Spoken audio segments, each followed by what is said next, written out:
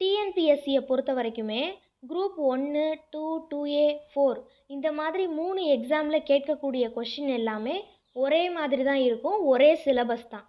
அதனால previous year question group 4க்குரியதுன்னு நினைக்க வேண்டாம். இதிலிருந்தும் கேள்விகள் வரலாம்.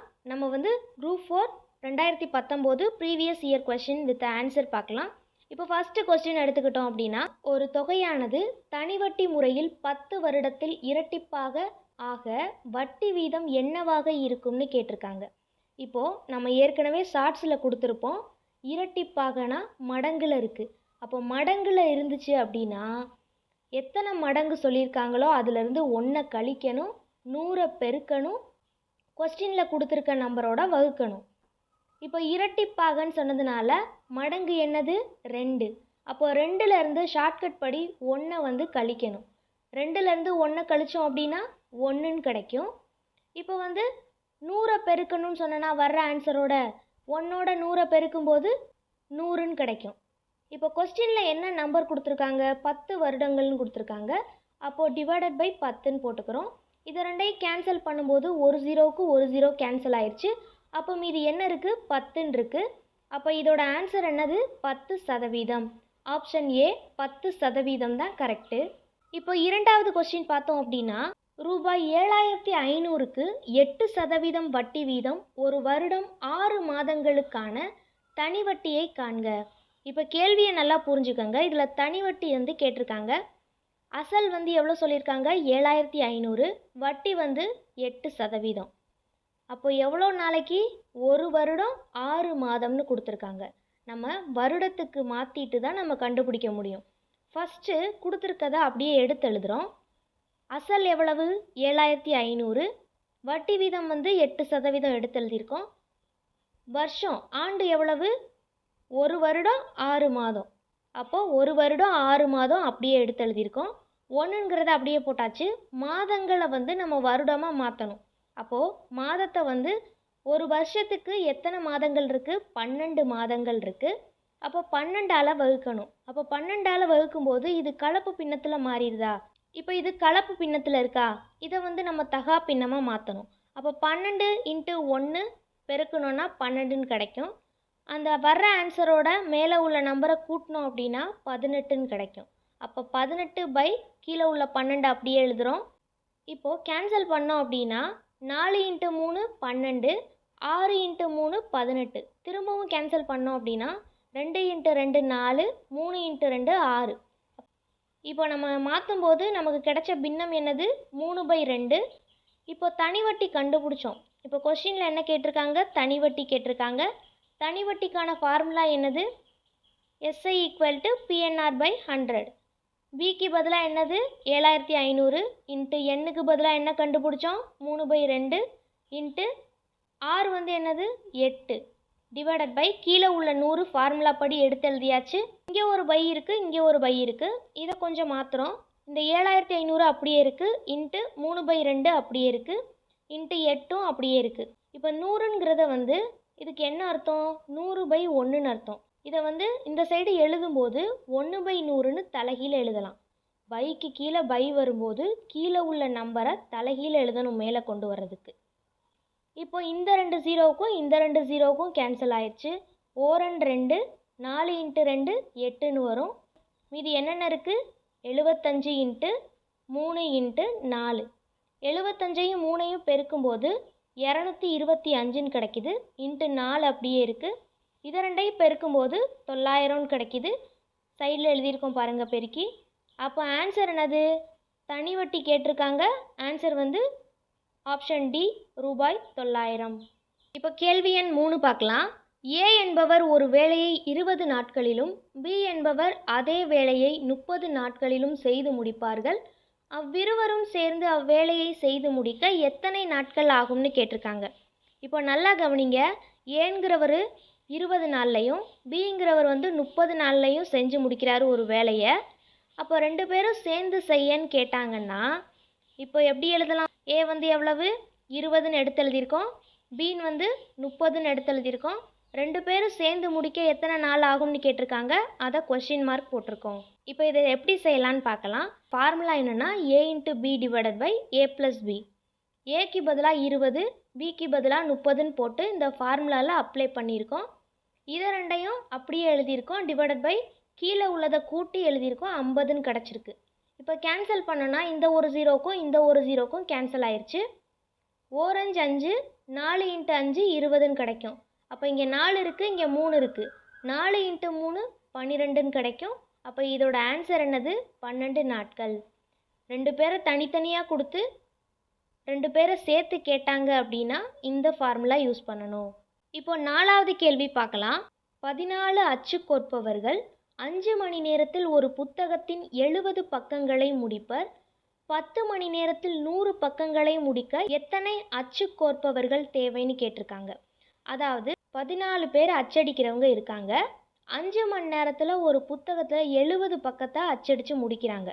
அப்போ 10 மணி நேரத்தில் 100 பக்கங்களை அச்சடித்து முடிக்கணும்னா அச்சு கோர்ப்பவர்கள் எத்தனை பேர் தேவைன்னு கேட்டிருக்காங்க.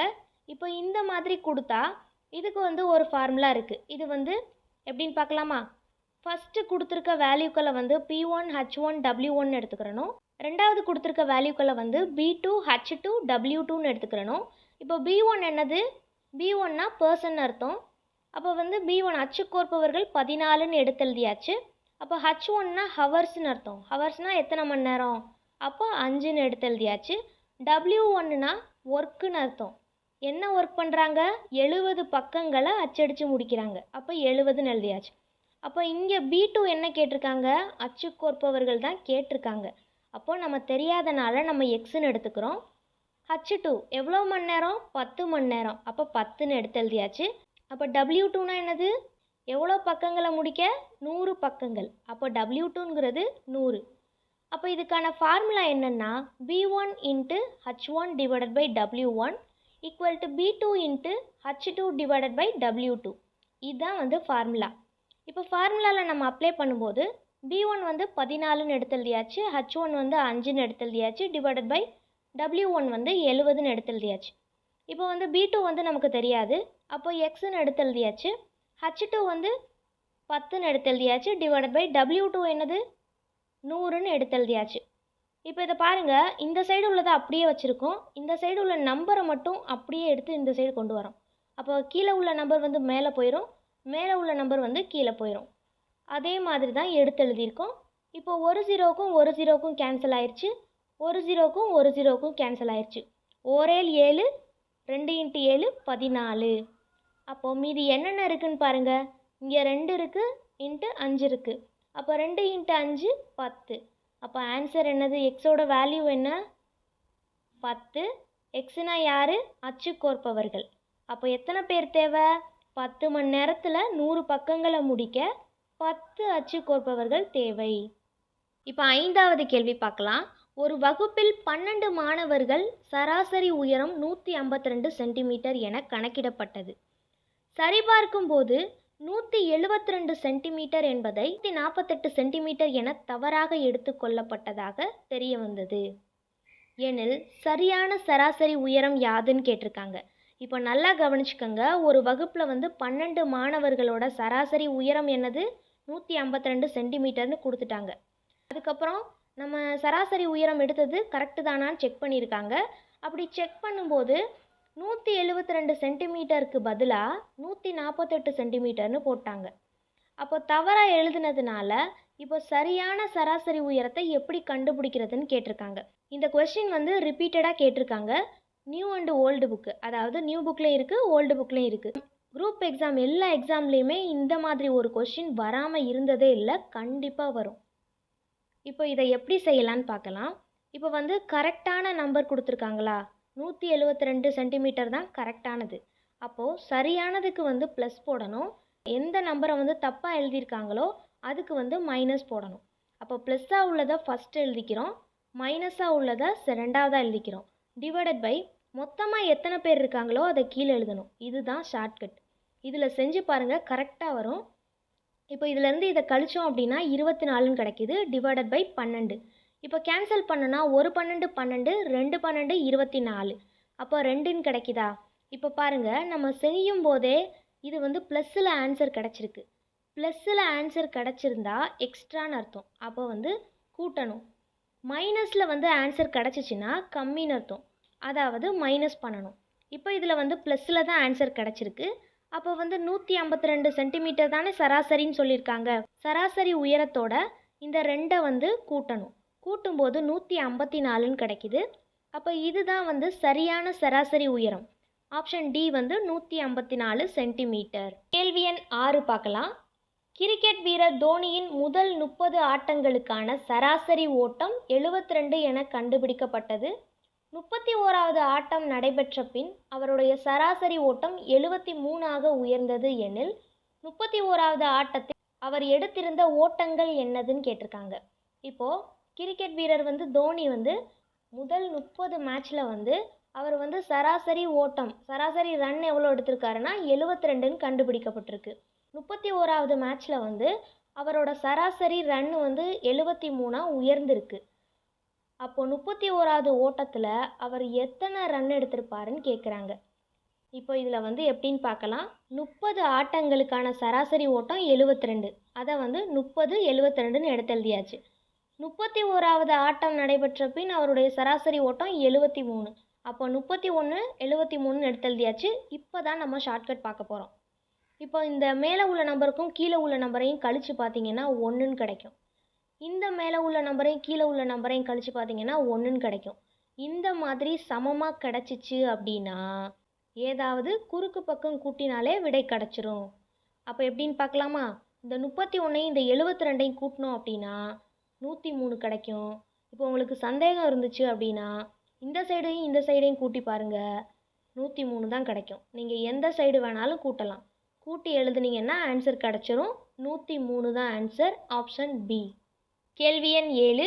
ஒரு குறிப்பிட்ட வாரத்தில் நகரத்தின் அதிகபட்ச வெப்பநிலை 34.8 degree Celsius, 38.5 degree Celsius, 33.4 degree Celsius, 34.7 degree Celsius, 35.8 degree Celsius, 32.8 degree Celsius, 34.3 degree செல்சியஸாக இருந்தது. அந்த வாரத்தின் சராசரி வெப்பநிலையை காண்க. அந்த வாரத்தோட சராசரி வெப்பநிலை என்னன்னு கேட்டிருக்காங்க. இது ரொம்ப ஈஸியானது. எல்லா எண்களையும் கூட்டி எத்தனை எண்கள் இருக்கோ அந்த எண்ணால் வகுக்கணும். வகுத்தா ஆன்சர் கிடச்சிரும். அப்படியே கூட்டல் போட்டு அப்படியே எடுத்து எழுதியிருக்கோம். டிவைடட் பை எத்தனை எண்கள் இருக்குன்னு எண்ணி பார்த்தீங்கன்னா 7 எண்கள் இருக்கும். அதனால கீழே வந்து 7ன்னு போட்டிருக்கோம். இப்போ இதை எல்லாத்தையும் கூட்டும்போது 244.3 டிகிரி செல்சியஸ்ன்னு கிடைக்கும். டிவைடட் பை 7ங்கிறது அப்படியே இருக்குது. இப்போ இந்த 244.3 வந்து 7ஆல் வகுக்கிறோம். அப்போ 244.3 வந்து 7ஆல் வகுத்தோம் அப்படின்னா 3 × 7 21ன்னு கிடைக்கும். இது ரெண்டையும் கழித்தோம் அப்படின்னா 3ன்னு கிடைக்கும். 4 வந்து அடுத்து இறக்குறோம். அடுத்து 4 × 7 28ன்னு கிடைக்கும். இதிலேருந்து 34லேருந்து 28 கழித்தோம் அப்படின்னா 6ன்னு கிடைக்கும். அடுத்த 3 வந்து அப்படியே இறக்குறோம். 9 × 7 63ன்னு கிடைக்கும். இது ரெண்டையும் கழித்தோம்னா 0 கிடைக்கும். இதில் வந்து ஒரு இலக்கத்துக்கு முன்னாடி புள்ளி வச்சதுனால மேலேயும் வந்து ஒரு இலக்கத்துக்கு முன்னாடி புள்ளி வச்சுருக்கோம். அப்போ இதோட ஆன்சர் என்னது? 34.9 டிகிரி செல்சியஸ். ஆப்ஷன் பி தான் கரெக்டு. கேள்வி எண் 8. 2 மிகை எண்களின் வர்க்கங்களின் வித்தியாசம் 45. சிறிய எண்ணின் வர்க்கமானது பெரிய எண்ணின் 4 மடங்கிற்கு சமம் எனில் அந்த எண்களை காண்க அப்படின்னு கேட்டிருக்காங்க. இப்போ கேள்வியை நல்லா புரிஞ்சுக்கோங்க. 2 மிகை எண்ணோட வர்க்கங்களோட வித்தியாசம் என்னது? 45. சிறிய எண்ணின் வர்க்கமானது பெரிய எண்ணின் 4 மடங்கிற்கு சமம்னு சொல்லியிருக்காங்க. அந்த எண் என்னன்னு கேட்டிருக்காங்க. இப்போ நீங்கள் கீழே உள்ளதை எதையுமே வாசிக்க வேண்டாம், மேலே உள்ளதை பாருங்கள். 2 மிகை எண்களோட வர்க்கங்களோட வித்தியாசம் எவ்வளவு? 45ன்னு சொல்லிட்டாங்க. 2 எண்களை வர்க்கப்படுத்தி கழிச்சோம் அப்படின்னா இந்த 45ன்னு கிடச்சிரும்னு சொல்லியிருக்காங்க. இப்போ அந்த எண்ணை கண்டுபிடிச்சாலே ஆன்சர் கண்டுபிடிச்சிடலாம்ல. இப்போ நம்ம ஆப்ஷன்லேருந்து போகலாம். இதை எப்படி எழுதலாம்? a² - b² = 45. இதான் வந்து இதோட ஷார்ட்கட். இதை எப்படி பார்க்கலாம்? இப்போ ஃபஸ்ட்டு ஆப்ஷன் எடுத்துக்கிறோங்க. 3ன்னு இருக்கா? அப்போ 3 ஸ்கொயர் பண்ணோன்னா 9ன்னு கிடைக்கும். 15 ஸ்கொயர் பண்ணோன்னா அதிகமாக வரும். அப்போ கழிக்கும்போது மைனஸில் ஆன்சர் வரும். அப்போ அது கிடையாது. அடுத்து பாருங்கள், 9 வந்து ஸ்கொயர் பண்ணோன்னா 81ன்னு கிடைக்கும். 5 வந்து ஸ்கொயர் பண்ணோன்னா 25ன்னு கிடைக்கும். அப்போ 45 கிடைக்க வந்து வாய்ப்பு இல்லை. இப்போ பாருங்கள், இந்த 3 ஸ்கொயர் பண்ணோம் அப்படின்னா 9ன்னு கிடைக்கும். 16 ஸ்கொயர் பண்ணோம்னா அதிகமாக வந்துச்சுன்னா மைனஸில் தான் ஆன்சர் வரும். அப்போ வந்து இதுவும் வந்து ஆன்சர் கிடையாது. இப்போ 9ன்னு எடுத்துக்கிட்டோம் அப்படின்னா 9 ஸ்கொயர் பண்ணும்போது 81ன்னு கிடைக்குது. 6 ஸ்கொயர் பண்ணோம் அப்படின்னா 36ன்னு கிடைக்குது. 81லேருந்து 36 போச்சுன்னா 45ன்னு கிடைக்கும். அப்போ வந்து கரெக்டாக கிடச்சிருச்சு. அப்போ ஆப்ஷன் டி தான் கரெக்டு. கேள்வி எண் 9. ரீனா மற்றும் உஷாவின் தற்போதைய வயதுகள் முறையே 24 வருடங்கள் மற்றும் 36 வருடங்கள் எனில் 8 ஆண்டுகளுக்கு முன்பு உஷா மற்றும் ரீனாவின் வயதுகளின் விகிதம் என்னவாக இருந்திருக்கும்னு கேட்குறாங்க. இப்போ கேள்வியை நல்லா புரிஞ்சுக்கோங்க. ரீனா மற்றும் உஷாவோட தற்போதைய வயது என்னது? 24, 36. 8 ஆண்டுகளுக்கு முன்னாடி வந்து உஷா ரீனாவின் வயதோட விகிதம் கேட்டிருக்காங்க. எப்படின்னு பார்க்கலாம். ஷார்ட்கட் மூலியமாக பார்க்கலாம். ரீனா எடுத்து எழுதியாச்சு, உஷான்னு எடுத்து எழுதியாச்சு. ரீனாவோட வயது என்னது? 24. உஷாவோட வயது வந்து 36. அப்போ விகிதம்னு கேட்டதுனால நடுவில் வந்து விகிதம் எழுதியிருக்கோம். 8 ஆண்டுகளுக்கு முன்னாடின்னு கேட்டதுனால 8 வந்து கழிக்கிறோம். அப்போ 8 கழித்தோம் அப்படின்னா 24லேருந்து 8 கழிச்சோன்னா 16ன்னு கிடைக்கும். 36லேருந்து 8 கழிச்சோன்னா 28ன்னு கிடைக்கும். இப்போ வந்து இதை கேன்சல் பண்ணி பார்க்கணும். இப்போ இதை வந்து கேன்சல் பண்ணோன்னா 8 2 16, 14 2 28. இது ரெண்டையும் கேன்சல் பண்ணோன்னா 4 × 2 8, 7 × 2 14. அப்போ ஆன்சர் என்னது? 4:7. இதில் ஒரு சின்னதாக ஒரு மாற்றி கேட்டிருக்காங்க பாருங்கள். ஃபஸ்ட்டு என்ன கொடுத்துருக்காங்கன்னா ரீனா மற்றும் உஷான்னு கொடுத்துருக்காங்க.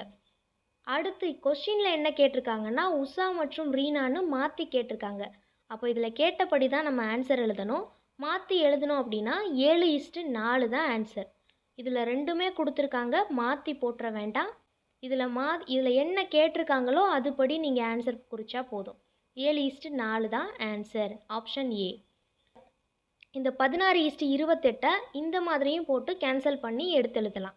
கேள்வி எண் 10 10th புக்கில் இருக்குது. புள்ளியியல் ஸ்டாட்டிஸ்டிக்ஸ்ன்னு சொல்லுவோம் இல்லையா, அந்த பாடத்தில் இருக்குது. ஒரு குழுவில் 100 பேர் உள்ளனர்.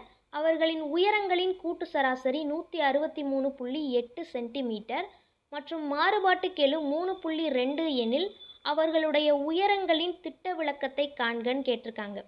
இந்த மாதிரி கூட்டு சராசரி மாறுபாட்டு கெழு கொடுத்து திட்ட விலக்கம் கேட்டாங்கன்னா திட்ட விலக்கம் கண்டுபிடிக்கிறதுக்கான ஃபார்முலா என்னதுன்னா கூட்டு சராசரி இன்ட்டு மாறுபாட்டு கெழு டிவைடட் பை 100. இதுதான் ஃபார்முலா. அப்போது கூட்டு சராசரி என்னது? 163.8 இன்ட்டு மாறுபாட்டு கெழு என்னது? 3.2 டிவைடட் பை 100ன்னு எழுதியிருக்கோம். மேலே உள்ள 2 எண்களை பெருக்கி சைடில் எழுதியிருக்கோம் பாருங்கள். பெருக்கணுன்னா 524.16ன்னு கிடைக்கும். டிவைடட் பை இந்த 100ங்கிறத அப்படியே எடுத்து எழுதியிருக்கோம். பைக்கு கீழே 10ன் மடங்குகளாக இருக்குது, 2 0 இருக்குது. அப்போ புள்ளியிலேருந்து கணக்கு பண்ணி 2 நம்பருக்கு முன்னாடி புள்ளி வச்சோன்னா புள்ளி இந்த இடத்துல வந்துடும். அப்போ ஆன்சர் என்னவாக இருக்கும்? 5.2416 தான் ஆன்சர். ஆப்ஷன் சியில் இருக்குது 5.24. இதுதான் ஆன்சர். இப்போ இதில் வந்து நம்ம 10 கொஸ்டின் பார்த்துருக்கோம். மீதி உள்ள கொஸ்டின் வந்து அடுத்த வீடியோவில் பார்க்கலாம். தொடர்ந்து பாருங்கள். நம்ம சேனலை வந்து உங்களுக்கு பிடிச்சிருந்துச்சு அப்படின்னா லைக் பண்ணுங்கள், ஷேர் பண்ணுங்கள். ஏதாவது டவுட் இருந்துச்சுன்னா கமெண்ட் பண்ணுங்கள்.